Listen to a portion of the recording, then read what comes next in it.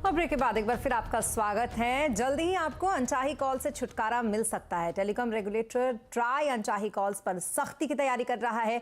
इसी मामले को लेकर ट्राई की टेलीकॉम कंपनियों के साथ बैठक है। ज्यादा जानकारी के लिए हमारे साथ जुड़ रहे हैं असीम मनचंदा। असीम, बताएं ट्राई का एक्शन प्लान क्या कुछ है? देखिए, रोजाना 2 से 3 अनचाही कॉल्स आपके मेरे मोबाइल की घंटी रोजाना बजाती हैं। ट्राई टेलीकॉम रेगुलेटर ट्राई इसको लेकर के सख्ती करने की तैयारी कर रहा है। आज टेलीकॉम कंपनियों के साथ बैठक बुलाई है। उनको निर्देश दिए जाएंगे कि आप अनचाही कॉल्स रोकने की दिशा के अंदर कदम उठाएं, खासतौर पर कि आप डिस्ट्रीब्यूशन लेजर टेक्नोलॉजी का इस्तेमाल करें। इतना ही नहीं, आर्टिफिशियल इंटेलिजेंस और ब्लॉकचेन टेक्नोलॉजी का भी इस्तेमाल जल्द से जल्द करें ताकि लोगों को अनचाही कॉल से छुटकारा दिया जा सके। खासतौर पर टेलीकॉम रेगुलेटर ट्राई ये भी कहेगा कि जो भी टेली मार्केटिंग कंपनियां जो कि रजिस्टर होने के बावजूद बार बार उपभोक्ताओं को फ़ोन कर रही है, उनको उनकी घंटियां बजा रही हैं और उनको प्रोडक्ट बेचने की कोशिश कर रही है, उनके ऊपर सख्त कार्रवाई की जानी चाहिए। उनके ऊपर जो भी पेनल्टी लगती है उसको सीरियसली लागू किया जाना चाहिए। अगर टेलीकॉम कंपनी आने वाले दिनों में ये कदम उठाती है तो सीधे सीधे उपभोक्ताओं को अनचाही कॉल से छुटकारा मिल सकता है। जी, बहुत शुक्रिया तमाम डिटेल्स के लिए आपका असीम। तो ये तो रही ट्राई की बात। अब आप बात करेंगे ईपीएफओ की। आज से ईपीएफओ की 2 दिवसीय बैठक शुरू हो गई है। बैठक में इस साल की ब्याज दरों पर फैसला होगा। ज्यादा डिटेल्स के लिए हमारे साथ हैं रोहन सिंह। रोहन, बताइए क्या कुछ डिटेल्स हैं आपके पास?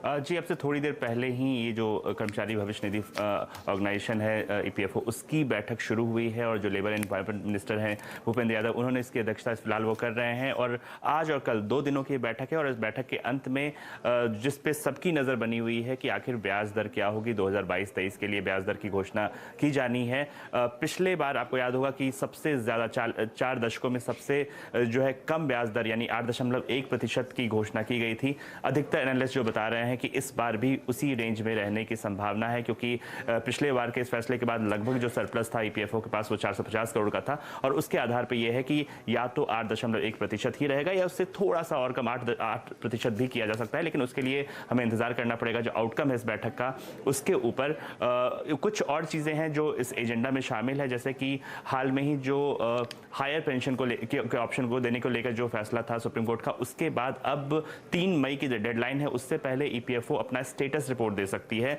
कि अब तक वहां पे क्या क्या हुआ है। इसके अलावा जो रिटायर्ड लोग हैं उनको पेंशन पोर्टल का जो इस्तेमाल करने में दिक्कत हो रही है वो भी एक एजेंडा में है।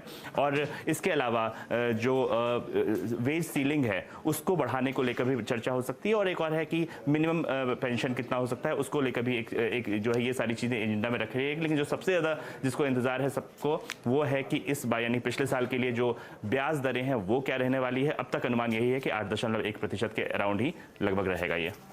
जी, बहुत शुक्रिया तमाम डिटेल्स के लिए आपका रोहन। और ब्याज दरें बढ़ने पर होम लोन की ईएमआई बढ़ती है या फिर रीपेमेंट का टेन्योर बढ़ जाता है, लेकिन इन दोनों ही परिस्थितियों में आप पूरी या